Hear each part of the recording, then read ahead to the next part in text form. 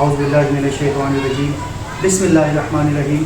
والصلاۃ والسلام علیک یا رسول اللہ وعلی آلک و اصحابک یا نبی اللہ۔ السلام علیکم ورحمۃ اللہ وبرکاتہ۔ میں ہوں آپ کا دوست شفیق راؤ، اور آج جو میرے ساتھ ہستی موجود ہیں حضرت علامہ و مولانا عامر مدنی صاحب، اور آج ہم ان سے سیکھیں گے کہ ان خاص ایام کو ہم کیسے گزاریں اور کن کن کاموں سے ہم بچیں جس سے کہ اللہ تعالیٰ ہم سے ناراض نہ ہو۔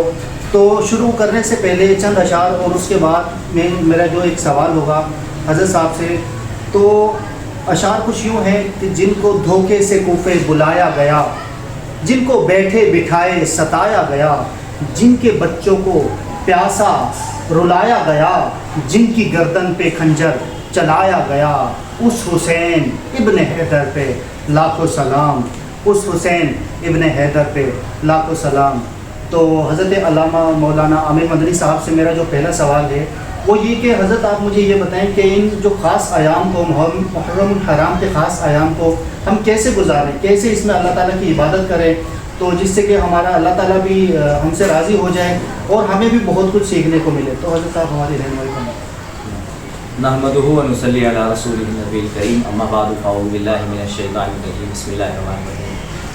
وعلیکم السلام ورحمۃ اللہ وبرکاتہ۔ بہت شکریہ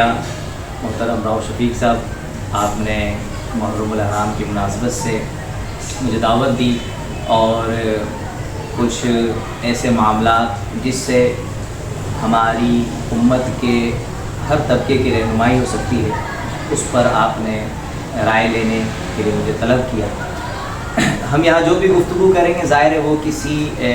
فتویٰ یا اس صورت میں تو نہیں، بس امت کی رہنمائی کے لیے چند کلمات انشاءاللہ گوش گزار کروں گا۔ سب سے پہلے تو آپ اس بات کو سمجھ لیں کہ محرم الحرام کے جو یہ ابتدائی ایام ہوتے ہیں، خصوصاً 10 روز جو ہیں یوم عاشور تک، اس کو ہم کیسے گزاریں؟ دیکھیں، جیسے ہی محرم الحرام کا مہینہ ہمارے ملک میں شروع ہوتا ہے، اس سے پہلے ہی ایک افراتفری کا ماحول پیدا ہو جاتا ہے، بالخصوص جو ہے سیکورٹی اداروں کے لیے، ہماری حکومت اور ریاست کے لیے۔ بالکل ایسا ہی۔ سب سے پہلی چیز تو آپ یہ دیکھیں کہ یہ شاید ہم پوری دنیا کے واحد ملک ہیں یا واحد ہماری ریاست ہے کہ جب محرم الحرام کا مہینہ آتا ہے تو اس کے لیے ہم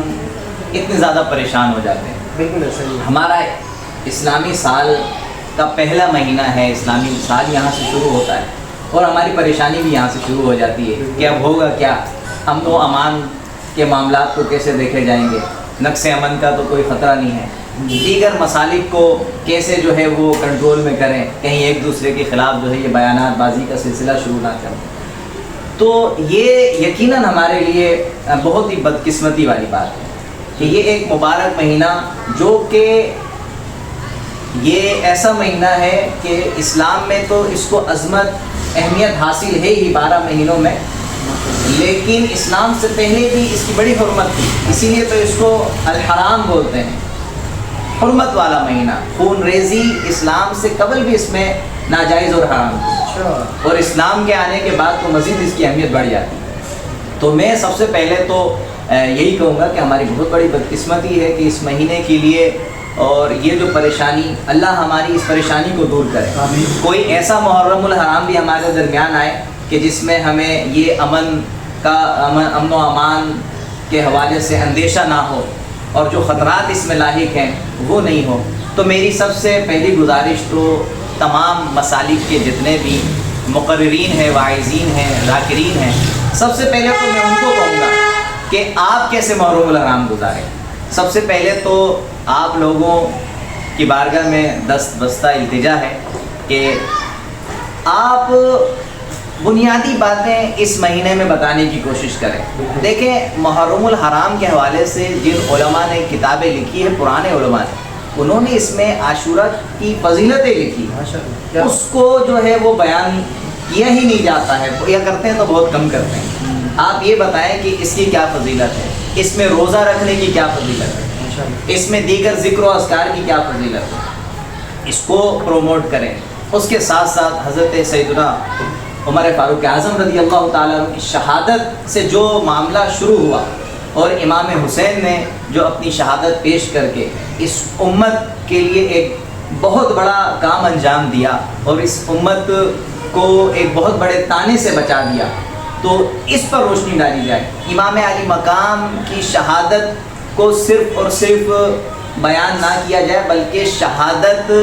کس لیے دی گئی اور اس شہادت سے ہمیں کیا سبق ملتا ہے، آپ نے شہادت کیوں پیش کی، آپ کیا موٹو رکھتے تھے، کیا کوز تھا آپ کا، کیا مقصد تھا، کہ آپ کیا چاہتے تھے اسلام کے لیے، اس کو زیادہ سے زیادہ اس امت تک پہنچانے کی کوشش کی جائے اور بتایا جائے کہ امام علی مقام ظالم، فاسق، فاجر اور بے وفا قسم کے انسانوں کے خلاف کھڑے ہوئے ہیں۔ اپنے نوجوانوں کو یہ بتایا جائے، اس امت کو یہ بتایا جائے، اور ایسے لوگوں سے ہمیں بچنا چاہیے، ڈبل پالیسی والے لوگوں سے ہمیں بچنا چاہیے۔ آپ نے کوئی کمپرومائز نہیں کیا اور دین کے لیے آپ نے جیسی قربانی دی کہ اپنا گھر تک اس پہ قربان کر دیا۔ ہم یہ ذہن بنائیں کہ ہم سے آج تو کوئی گھر تک کی قربانی نہیں، دین اسلام کے لیے تھوڑی بہت قربانی مانگی جاتی ہے کہ دین سیکھو، دین دوسروں تک پہنچاؤ، دین کی تبلیغ کرو صحیح طریقے سے۔ ہم اس قربانی کے لیے تیار نہیں، 2-3 دن، 1 مہینے، 2 مہینے، 3 مہینے، 6 مہینے دین سیکھنے کے لیے ہم تیار نہیں، صرف دنیا میں منہمک ہے، دنیا میں غرق ہے۔ اس امت کو، اس امت کے نوجوانوں کو یہ باتیں بتائی جائیں، اور بالخصوص اس میں علماء بہت بڑا کردار ادا کر سکتے ہیں۔ میری گزارش ہے علماء کرام سے اور ہر طبقے کے جو بھی دانشور حضرات ہیں، ذاکرین ہیں، واعظین ہیں، کہ آپ امت کو صحیح راستہ دکھائیں، اور بہت سارے دکھاتے بھی ہیں، ادھر ان کی بات نہیں ہو رہی ہے۔ اور اشتعال انگیز جو تقاریر ہے بالخصوص مقدس ہستیوں کے متعلق، اس کو تو بالکل بھی نہیں چھیڑیں، اور آپ فضائل اہل بیت بیان کریں سیدھے انداز میں، امام حسین کی قربانیوں کا تذکرہ کریں، اس سے اس امت کو درس دیں۔ اسی طریقے سے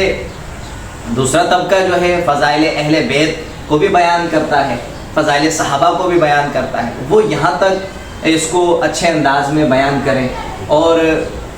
اپنے اپنے پلیٹ فارم سے جہاں تک ہو سکے ہر قسم کی اشتعال انگیزی سے پرہیز کریں، اور اس امت کو صحیح طریقہ بتائیں۔ جن چیزوں سے انسانی تکریم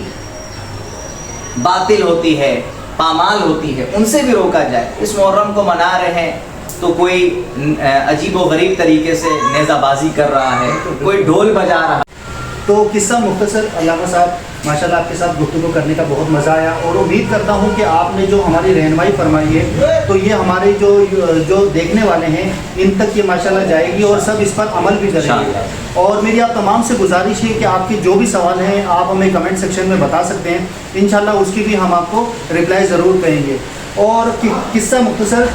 علماء فرما گئے ہیں کہ قصہ مختصر ہے، یزید تھا اور حسین ہے، اور انشاءاللہ تا قیامت تک رہے گا، اور حسینی جو ایک نظریہ ہے وہ بھی انشاءاللہ تا قیامت تک قائم اور دائم رہے گا۔ اسی کے ساتھ مجھے اجازت دیجیے، آپ کا دوست شفیق، اللہ حافظ۔